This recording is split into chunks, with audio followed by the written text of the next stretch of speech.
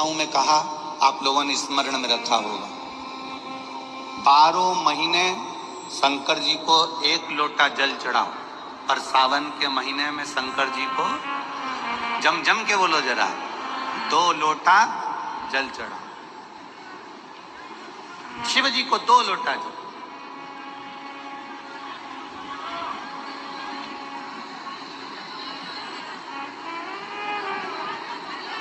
बारह महीने 1 लोटा जल चढ़ाइए, संपूर्ण 12 महीना 1 लोटा जल चढ़ो।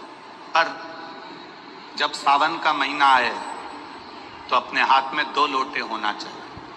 भले 1 लोटे के ऊपर दूसरा लोटा लग रख के लेके जाओ, मंदिर में जाओ, अंदर पहुंच जाओ, दोनों लोटों को हाथ में ले और दोनों की धार एक साथ मेरे देव अधिदेव महादेव को समर्पित करो। दोनों की धार।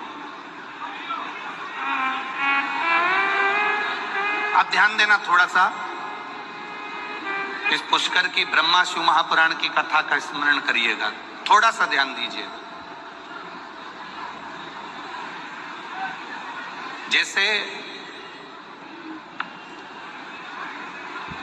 ये शिवलिंग है, ये जलाधारी है, ये यहां से जल नीचे जा रहा है।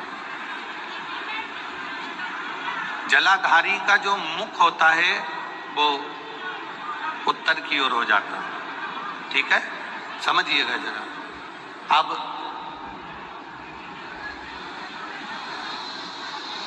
अगर मान लो लड़का 35 साल का हो गया, 36 साल का हो गया, बेटी की शादी नहीं हो रही, 35 साल हो गए, 36 साल हो गए, 40 साल हो गए, देवर देव की शादी नहीं हो रही है, किसी की शादी नहीं हो रही है, तो उसको समझना है सावन के महीने में आप जो 2 लोटा जल लेकर जा रहे हो, उस जल को जहां जलाधारी से पानी बाहर बह रहा है, जहां जलाधारी से, जैसे ये शिवलिंग है, ये गोल जलाधारी, यहां से पानी बह रहा है, तो जल चढ़ाते समय जब आप जल को समर्पित करेंगे दोनों लोटे से, तो धार यहां से लगाते हुए धार को आपको इस शिवलिंग पर पूर्ण समर्पित करना है।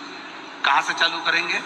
ये जलाधारी जो बनी हुई है अशोक सुंदरी का स्थान, किसके स्थान से? अशोक सुंदरी के स्थान से।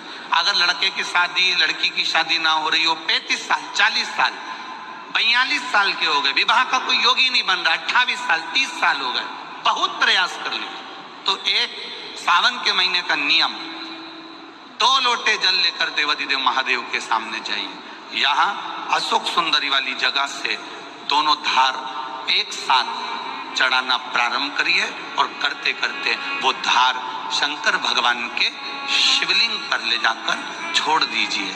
ये सावन के महीने के अगर आपने मात्र 7 दिन भी लगातार अगर ये धार आपने चढ़ा ली है, तो देवाधिदेव महादेव की कृपा से 3-4 महीने में सूचना आपको प्राप्त हो ही जाती है। जल की महत्व, बोल बम का नारा है,